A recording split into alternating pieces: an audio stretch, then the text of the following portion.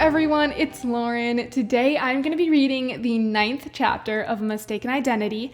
This is from Tyler's point of view and is written by my friend Claire. So let's get into it. Chapter 9, Tyler. I pace slowly towards the oak tree. I still have 4 minutes until our arranged rendezvous. I can't stop thinking about what I heard earlier this morning. Reporters, true reporters, have been buzzing around the school all day. I could only assume that this Hayden guy must be famous enough that they're following him to produce newspaper stories.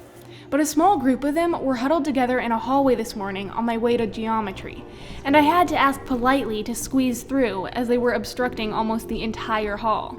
They hardly even noticed me though, and I couldn't help picking up a portion of their conversation as I tried to inconspicuously slip through them. "The real one's here," a particularly tall one was saying. "We aren't supposed to know that," a shorter, furtive-looking man whispered, casting his eyes about the hall anxiously. "He wants us to go on following the fake one, right?" Although I had made it through their huddle and was setting off for the math classroom, this made me stop. I only had 90 seconds until geometry started, but I ducked into an empty classroom nearby and tried to continue listening. It was pointless, however, because they were a little too far away and seemed to lower their voices even more. "I don't know how to explain it to my parents," Isabelle begins when we're all gathered under the oak. "They certainly won't be too happy about this. They don't We won't tell them," Hayden cuts in. "We'll say we're gonna get ice cream and maybe go visit a castle. It will buy us enough time to get to Queens and back." "Wait a second, I don't know that I like that plan," I say. This Hayden is becoming more suspicious by the minute. "Well, Tyler, this isn't the first time I've had unpleasant experiences with reporters," he says, and my mind once again jumps back to the overheard conversation of this morning. "The fewer people know, the less risk we have of being stopped. We can make a clean, quick job of this, drive to Queens, find Briella, and clear everything up. We'll tell your parents," he motions to Isabelle, "and Briella's later." Isabelle and I stand there in silence. Hayden smiles, seeming to think this is because his plan is brilliant. But I can't think of anything I would want to do less. "We don't have any time to lose," he suddenly says and starts heading across the lawn. "Now wait a minute," I say, but Hayden keeps on walking, and all we can do is follow him. Just as I am thinking how this half-baked idea couldn't possibly get more half-baked, Giles and Lillian, who are wandering across the lawn, spot me and come running. "Where were you? Where are you going? We were looking for you." And then, "What you doing?" as they glance towards Isabelle and Hayden quizzically. I have, of course, made some friends at King's, the best of whom are Giles and Lily. But they're not quite like Isabelle and Briella, who are so honest with me when I need it, or who are willing to get into a bit of innocent trouble for fun, or at least used to. "Listen," I begin in a low voice. "I can't tell you anything right." "He's giving us a tour," Hayden interrupts for the second time in 5 minutes. "We're new here." This time I feel some anger mount inside of me. "Oh, no wonder," Lily laughs. "Well, see you at lunch." "Hope you like King's," Giles adds to Isabelle and Hayden. Climbing into the passenger seat of the car, I sigh inwardly. This Hayden seems a bit slippery. He had no quandary giving the slip to Isabelle's parents, to Giles and Lily, and probably to many more people.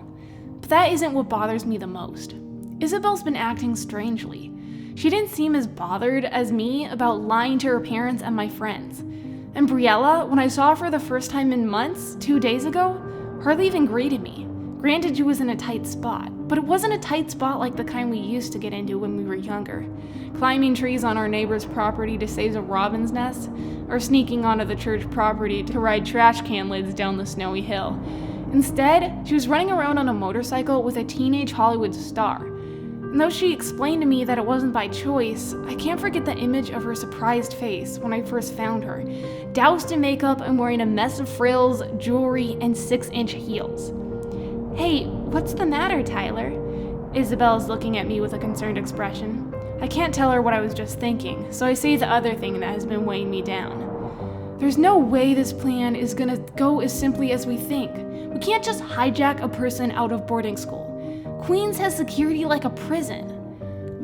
"But why would a boarding school have security that good? Boarding schools are for education, not..." Isabelle looks up confused. Queens isn't the kind of school Briella should have been sent to, I say, tensing as I remember what I've heard about it. Isabelle looks questioningly at me, but I decide not to tell her my reasoning. We all stay silent for a minute.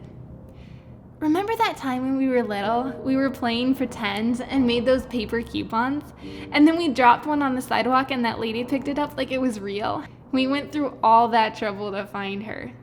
I had forgotten about that time. As Isabelle and I replay the story and several other adventures into which we've gotten, my worries begin to subside. Not only my worry about our current mission, but the doubt that has been subtly rising in regard to Isabelle. As we reminisce on one particularly funny time involving daring me to eat grass and Bree making funny noises with a straw and a can of soda, Isabelle and I laugh like I haven't in at least a week, or maybe longer. Seeing Hayden's confused expression, I ran the conversation back to things we can all talk about, but the conversation seems to have taken a burden off of me and replaced it with something else. A feeling like seeing your good friend again for the first time in months. As the other two start an animated conversation about their weirdest dreams, we pull up to a stoplight, and I gaze out the window. The small town we are in is very historical and village-like. With antique window shops and cafes, it seems like something Briella would enjoy walking through, if we had the time, and if she was with us. But my eyes are instead drawn to the car in our rear view window. I could have sworn I saw the same one in the parking lot at King's, but we're at least 45 minutes away by now. The light changes, we turn left, and I don't have time to take a closer look. Or maybe I do. It takes me almost a minute to realize that the car behind us made the same turn, and it does so at the next light, and the next.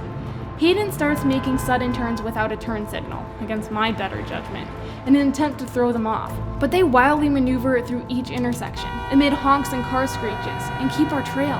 I've never been in a car chase before. But, no wait, what am I saying? There's probably some simple, harmless reason why they're following us. But it's Isabelle who first realizes that behind our car is not one, but at least 3 of the same cars trailing us. Hayden has forgotten about driving to Queens, and we're now wildly, desperately trying to throw them off. Forget simple, harmless reasons. Simple and harmless were not the words Hayden used to describe the parasite reporters who had given him trouble before. And distrust though I may feel for him, he's one expert driver, taking sudden turns down alleys, whipping through intersections just before the light changes to separate us from the other cars. They know what our car looks like, so we can't keep them off for long. Although we can hear him perfectly fine, neither Isabelle or I doubt why he yelled this. Even Isabelle's voice is high and frantic as she says what she sees out the back window. The tension? Nothing like the tension I thrive on in a golf match or a math competition is getting to all of us. Then, after Hayden takes yet another unexpected turn onto a small street, I breathe out. No one is behind us. But Hayden doesn't let off the gas. Before I know what's happening, he whips into a parking garage. Isabelle and I dumbly follow as he jumps out of the car and jogs in the direction of the entrance. But he's a little too far ahead of us, and when we reach the entrance, he's nowhere to be seen. "Oh no," Isabelle whispers, looking all about the busy street full of shops in which we find ourselves. "Psst, Tyler!" I cast about for the voice that said my name. "Isabelle, over here!" From under a colorful shop awning, Hayden motions us to come. "The last thing they expect is that we'll stop and buy ice cream," he says, without a shred of doubt. I've had experience with their type. Before I can ask how on earth he thinks he knows what kind of type our pursuers are, Hayden is pulling open the door of a very pink ice cream parlor. I'm getting a bit tired of having to follow his lead without explanation. The sign above the door announces Madame Cavenoux's Ice Cream Parlor, the best in France. Inside the shop, it's hard to tell which is most prevalent: hearts, flowers, or the color pink. After my eyes have adjusted to the overwhelming rosiness, I observe tons of posters plastered to the magenta wall, broadcasting various awards Madame Cavenoux has apparently merited, and pictures of customers holding giant sundaes and looking a bit unnaturally elated. Finally, after we've each ordered, and Hayden has ushered us to the most secluded table on the back patio, I have a chance to ask him what's going on. I mean, I put together that those reporters who were at King's were the ones chasing us, but why are they so determined to track us down? I know you're famous, and Piper What's-Her-Face is a big deal, but... Hayden laughs. I grit my teeth, but listen silently to what he has to say. I'm definitely not as famous as what's-her-face. He shakes his head, smiling weakly. Sure, there are paparazzi who would chase a star like that, but I'm not that famous. I can't help thinking that there's something more to this. Something bigger than a bunch of crazy reporters trying to get stories. He adds, after a moment's pause. Questions spring out of me. Well, who? Do you have enemies? Does Piper?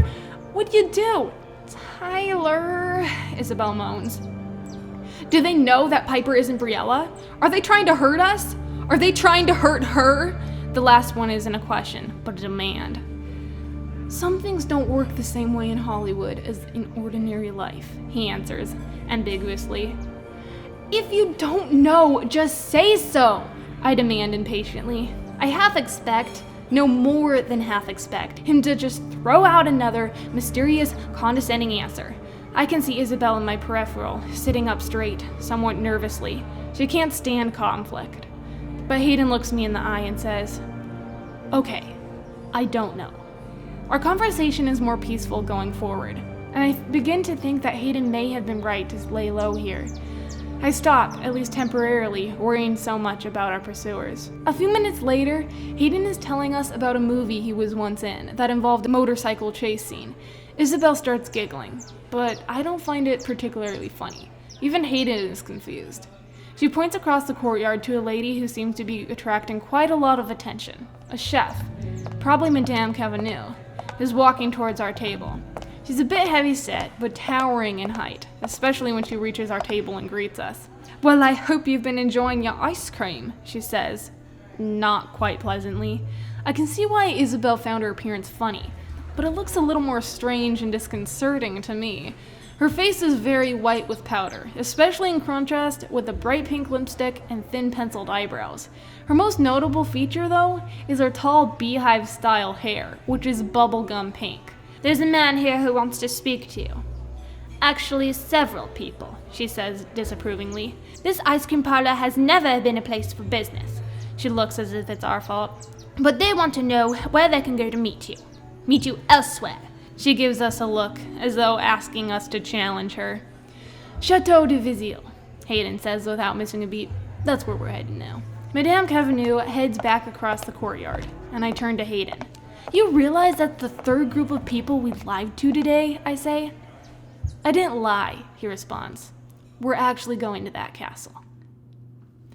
That was the 9th chapter of A Mistaken Identity. I hope you guys enjoyed it.